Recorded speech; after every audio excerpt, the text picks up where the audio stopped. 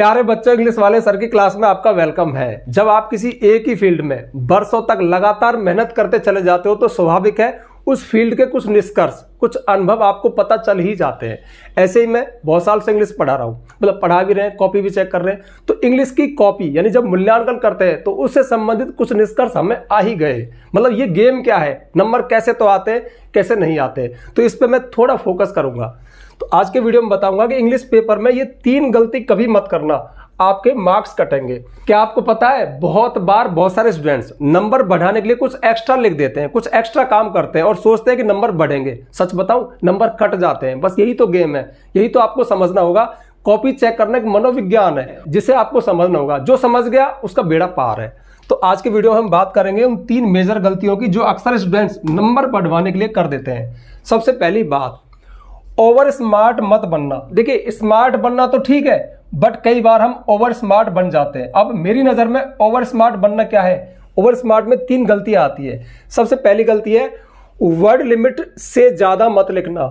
बहुत सारे बच्चे जोश में आ जाते हैं कि सर देखो मुझे कितना आता है, पूछा तो है 60 वर्ड में, 100 वर्ड में, मैं 200 वर्ड लिख रहा हूं, मतलब मुझे पूरा चैप्टर याद है। तो आपने जो पूछा, क्वेश्चन ने जो पूछा वो तो लिख ही दिया, मैंने दूसरा वाला भी लिख दिया, मैंने ये भी लिख दिया। ये ओवर स्मार्ट बनना है। अरे भाई, कॉपी चेक करना बोरिंग काम है। मेरे सामने कॉपियों का बंडल है, मुझे वैसे ही जोर पड़ रहा है और तू और ज्यादा चेक करवा रहा है। तो ध्यान रखना, कभी भी ज्यादा मत लिखना। जो वर्ड लिमिट है उसके आसपास रहना। बहुत सारे बच्चे अपनी होशियारी, अपनी इंटेलिजेंस दिखाने के लिए बड़े बड़े आंसर लिखते हैं जो कि सरासर गलत है। गलत क्या, बोरिंग है, इरिटेट करने वाली चीज है, और ये काम मत करना।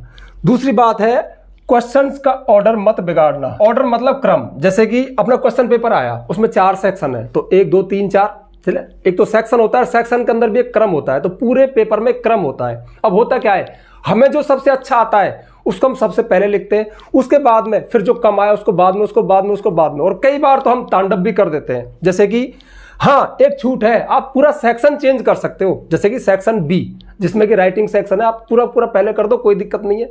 आप ग्रामर सेक्शन उसके बाद पूरा ये आप चेंज कर सकते हो। बट ऐसा मत करना कि क्वेश्चन नंबर 1 अनसीन पैसेज कर दिया, उसके बाद में ग्रामर में पैसिव वॉइस। ऐसा लग रहा है ना, ये तो आ गई, बहुत इजी है, फटाफट टीचर इसको देख ले और 100 में 100 नंबर इसी में दे दे। तो ग्रामर सेक्शन पूरा नहीं, उसमें से पैसिव वॉइस को उठा के ले आया। फिर बुक का एक क्वेश्चन पढ़ा, अब ये भी रट के आया था, उछल गया, वाह यार यही आ गया, उसको उठा के वहां पे रख दिया। तो ये तांडव है, ये क्रम को बहुत ज्यादा बिगाड़ना है और ये टीचर को इरिटेट करता है। क्योंकि हमने देखा है 90% बच्चे आज भी, चाहे होशियार है चाहे कमजोर है, क्रम से ही करते हैं। एक रिवाज है, क्रम से ही करते हैं। और जब क्रम से करते हैं ना, वो चीज एक टीचर को बहुत अच्छी लगती है। क्योंकि टीचर हमेशा पहला चेक कर दिया, ये इतने नंबर का है, तो उसके दिमाग में नंबरिंग चल रही है होती है कि भाई ये इतने नंबर का है, ये इतने नंबर का है। अब आपने जब तांडव कर दिया, चौथा, छठा, 8वां, पहला, तीसरा, अब क्रम बिगड़ गया यार। कि फिर वो देखते, अरे यार ये कितने नंबर का है। तो ऐसा मत करो यार। अब अभी देखो, ये क्या चीज है, ये है ओवर स्मार्ट बनना। अपनी चतुराई दिखा रहे हो कि मैं चतुर हूं, मैं आपको अच्छे आंसर पहले दिखा रहा हूं, खराब बाद में दिखा रहा हूं। अरे जब तुमने पहले अच्छे दिखा दिए, मन उसने नंबर तुमको पूरे दे भी दिए, पोल तो बाद में खुलेगी, तब कितना गुस्सा आएगा। अच्छा चालाक बन रहा था, बढ़िया पहले दिखा दिए और कूड़ा करकट जो नहीं आते वो यहाँ पे डाल दिया।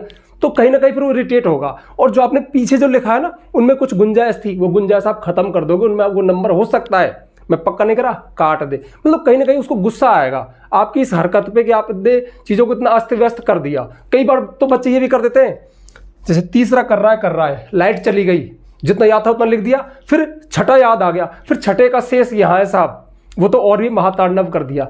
निश्चित ही वो झुंझला के, गुस्सा आके, इरिटेट होकर आपके नंबर उड़ा सकता है। तो ये गलती मत करना। जहां तक हो सके क्वेश्चन पेपर को क्रम में ही करना, ऑर्डर से ही करना। 1 2 3 4 बदलना है तो सिर्फ सेक्शन बदल लेना। सेक्शन अगर आपने एक बार बदल दिया, जैसे कि ABCD 4 सेक्शन हो गए, आप भले D सेक्शन पहले कर दो, पर पूरा D सेक्शन कवर कर देना, उसमें कुछ छोड़ना मत। फिर सेक्शन भले B कर देना, पूरा सेक्शन ही चेंज कर सकते हो। बट ऐसा मत करना कि सेक्शन D आपने कर लिया, फिर बीच में आपकी हवा निकल गई, फिर B शुरू कर दिया, फिर C पे आ गए, फिर A पे आ गए, फिर एक अधूरा वहां छोड़ दिया। ये मत करना, ये और स्मार्ट में आता है। इससे टीचर को बुरा लगता है, झुंझलाहट आती है। तीसरी बात है, ज्यादा कट मत मारना। ये भी ओवर स्मार्ट में। तुम क्या समझ रहे हो कि वो तुम्हारी एक एक लाइन को चेक करता है, एक एक वर्ड को चेक करता है? नहीं, कॉपी हमेशा सरसरी दृष्टि से चेक की जाती है, थोड़ा देखता है। तो फिर सर हम तो इतनी मेहनत करते हैं, हम तो सोचते हैं कि सर सब पढ़ेंगे, सब नहीं पढ़ते। लेकिन थोड़ा पढ़ के भी अब ये कमाल है, ये एक्सपीरियंस है, वो बहुत साल से कॉपी चेक कर रहे हैं ना। जैसे कि चावल पक रहे हैं पतीली में, तो क्या आप एक एक चावल को फोड़ के देखोगे कि पका कि नहीं पका? कोई भी एक चावल उठा लो, तुरंत से पता लग जाता है। उसी तरह से एग्जामिनर के सामने जैसे आपकी कॉपी आती है, 2-3 क्वेश्चन चेक करता है, उसी में भांप लेगा और उसी हिसाब से उसकी मार्किंग चलेगी, जो कि करेक्ट ही जाएगी, उसी लेवल में नंबर देगा। वो एक मार्किंग फिक्स कर लेगा कि इसको इतना एवरेज चलेगा ये बच्चा, ठीक है। अब तुम क्या करते हो कि कहीं पे कोई गलती होगी, उसको ऐसे काटा, फिर ऐसे काटा, फिर ऐसे काटा, तुम ये कह रहे हो कि मैंने काट के सही कर दिया।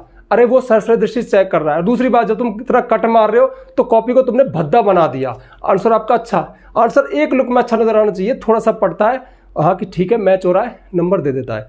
जब तुम ये कर देते हो तो तुम खुद ही कहते हो कि हे प्रभु इसमें गलतियां, नंबर उड़ा। तो कट मत करना। पूरी कॉपी में 2-4 कट मार सकते हो, लेकिन एक ही आंसर में 5-5, 6-6, 10-10 कट मार रहे हो तो ये आपकी बहुत बड़ी कमी है। आप खुद ही नंबर कटवा लोगे, ये भी एक ओवर स्मार्ट में आता है। तो ये 3 काम मत करना, जो कि पहली गलती है, ओवर स्मार्ट मत बनना। अब बात करते हैं दूसरी की। दूसरी गलती है कॉपी खाली मत छोड़ना। और ये एडवाइस मैं स्पेशल उन बच्चों को देना चाहता हूं जिन्हें फेल होने का डर होता है, जिन्हें अंग्रेजी लिखने का डर होता है। वो हमेशा एक ही बात दिमाग में बैठे कि इंग्लिश मुझे नहीं आती तो मैं इसको नहीं लिखूंगा, मुझे इंग्लिश याद नहीं होती तो आंसर याद नहीं है तो मैं नहीं लिखूंगा। वो राजा हरिश्चंद्र है, मतलब सत्यवादी हैं कि मैं गलत तो लिखूंगा नहीं, याद नहीं है इसलिए, तो वो खाली छोड़ देते हैं। ध्यान रखना, कभी भी खाली मत छोड़ना। बहुत हद तक आपके आंसर्स पे, बहुत काम की बात है, ध्यान से सुनना, बहुत हद तक आपके सही करेक्ट आंसर पे नंबर मिलते हैं। उससे भी बड़ी बात एक और है कि आपको अंग्रेजी के भी नंबर मिलते हैं, क्योंकि इंग्लिश का पेपर आपकी इंग्लिश को जज करने के लिए, चेक करने के लिए दिया गया है कि आप कितना सेंटेंस बना सकते हो। तो अगर कोई आंसर आपको नहीं भी आया तो आप उसका बना के लिखोगे ना, तो जो लिखोगे तो क्या लिखोगे? सेंटेंस लिखोगे। और टीचर आपके सेंटेंस पढ़ता है, पढ़ने का मतलब देखता है कि यार सब्जेक्ट लिखा, हेल्पिंग वर्ब, मेन वर्ब सही लिखी, स्टोरी पास्ट की थी तो सेकंड फॉर्म का यूज कर रहा है, डिड का यूज कर रहा है, मतलब बच्चा टेंस जानता है। टीचर को आभास हो कि बच्चा टेंस जानता है, बच्चा सेंटेंस बना सकता है। बच्चे को आंसर याद नहीं है बट बच्चा इंग्लिश तो लिख रहा है। अरे उस चैप्टर में से वो पर्टिकुलर आंसर याद नहीं है, कोई दूसरा तो आंसर याद है। तो कहीं ना कहीं कॉपी खाली मत छोड़ना। अगर कॉपी खाली है तो आपको कुछ भी नहीं मिलेगा, लेकिन यदि ये जैसे खाली है तो कुछ नहीं मिलेगा, लेकिन यदि आपके आंसर में कुछ लिखा हुआ है, कुछ भी लिखा हुआ है, अब कुछ भी का मतलब मुझसे मत में कहलवाओ क्या लिखा हुआ, इंग्लिश लिखी हुई है, लेकिन ऐसा नहीं है कि सफ़ेद झूठ भी नहीं चलेगा। महात्मा गांधी के बारे में पूछा, तुम जवाहरलाल नेहरू के बारे में लिख रहे हो, वो सफ़ेद झूठा नहीं चलेगा। हाँ फिर भी बेटर है, इससे फिर भी इससे बेटर है क्योंकि इसमें इंग्लिश तो लिखी हुई है। तो महात्मा गांधी के बचपन के बारे में पूछा, बचपन याद नहीं है, बुढ़ापा लिख दो, जवान लिख दो, बट लिख देना महात्मा गांधी के इर्द गिर्द घूमते रहना, कुछ सेंटेंस बना के लिख देना, छोड़ना मत। कोई लेटर, एप्लीकेशन, कुछ भी चीज़ हो इंग्लिश के पेपर में कुछ भी नहीं छोड़ना है, क्योंकि सब में आप इंग्लिश ही लिखते हो और पूरी इंग्लिश को जज करके वो आपको नंबर देता है। ये बहुत काम की बात बता रहा हूँ। बहुत सारे बच्चे इसी वजह से फेल हो जाते हैं। वो समझते हैं कि मैं गलत लिखूंगा तो टीचर पता नहीं घर आके पीटेगा कि अरे क्या यार वो कॉपी चेक कर रहा है भाई, और उसका मूड है, ठीक है, वो हो सकता है आपको थोड़े बहुत नंबर दे दे और आप पास हो जाओ। तो कॉपी खाली नहीं मत छोड़ना, कोई आंसर मत छोड़ना, आपसे आता हो ना आता हो कुछ ना कुछ लिखना। और तीसरी बात है, बहुत काम की बात है, जो लिखो वो पढ़ने में आना चाहिए, खुद के लिए मत लिखना। कई बार बच्चों की हैंडराइटिंग खराब होती है ना, और बस बचपन से ऐसी है साहब, और साहब मुझे तो पता है मैं क्या लिख रहा हूँ। अरे तू कॉपी चेक करेगा क्या? तू तेरे लिए मत लिखे। जैसे मेरी हैंडराइटिंग मुझे समझ में आती है, इससे क्या फर्क पड़ता है? उसको समझ में आनी चाहिए जो इसको पढ़े। कौन पढ़ेगा? एग्जामिनर। तो आप कभी भी इतना भद्दा मत लिखना कि किसी को समझ में ना आए। अगर देखो, और हैंडराइटिंग एक दिन में नहीं सुधरेगी, तो अगर आप ये वीडियो एग्जाम से काफ़ी पहले देख रहे हैं तो अभी से प्रयास शुरू कर देना।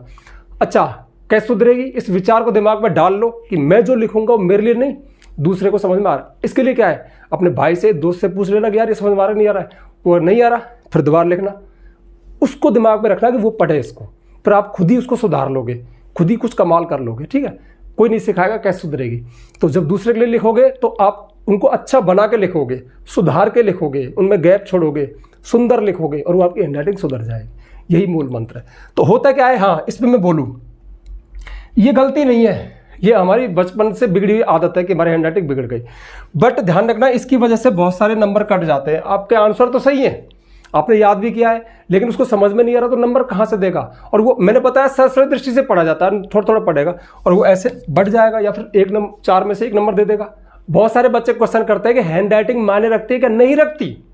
कुछ हैंड राइटिंग जैसी चीज होती नहीं है यार, सिंपल सी एक ही थ्योरी है, तू लिख मुझे समझ में आ जाए, मुझे तो आंसर चाहिए, पर वो आंसर तो चाहिए बट वो समझ में भी आना चाहिए कि तूने लिखा क्या, मैं पढ़ तो लूँ उसको, तो पढ़ने में आ जाए, बस वही अच्छी हैंड राइटिंग है। बहुत सारे बच्चों की हैंड राइटिंग उतनी अच्छी नहीं होती, फिर फुल मार्क्स आते हैं। क्यों आते हैं? कि हैंड राइटिंग भले ही खराब है बट जो लिखा वो समझ में आता है, यही मूल मंत्र है, यही चीज काम करती है। हैंड राइटिंग जैसी कोई चीज नहीं होती, समझ में आ जाना चाहिए, ठीक है। तो ये कुछ बातें थी जो मैंने अपने एक्सपीरियंस से बताई आपको, जो मैंने अनुभव की। जो हम कॉपी चेक करते हैं तो जो फील करते हैं, किन किन बातों से इरिटेशन होता है, खीज आती है, झुंझलाहट आती है, वो काम मत किया करो। वो यही कुछ चीजें थी। ऐसे मैंने कुछ और भी वीडियो दिए हैं, ठीक है। तो इन बातों पे अमल करना, गौर करना। आज के लिए बस इतना ही, मिलते हैं नेक्स्ट वीडियो में नेक्स्ट टॉपिक के साथ। तब तक के लिए बाय।